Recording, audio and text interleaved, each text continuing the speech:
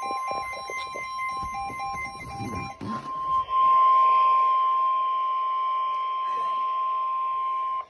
National Weather Service in Raleigh has issued a severe thunderstorm warning for northeastern Lee County, southwestern Wake County until 7:15 p.m.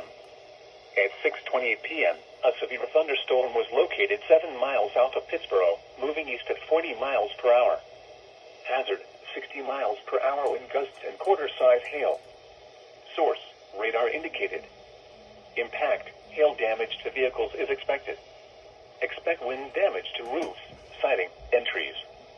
Locations impacted include William B. Umstead State Park, Lake Benson, Jordan Lake State Rec Area, and Seaford Boat Dock. For your protection, move to an interior room on the lowest floor of a building. Repeating, a severe thunderstorm warning has been issued until 7:15 p.m. for the following counties in North Carolina: Chatham, Lee, and Wake.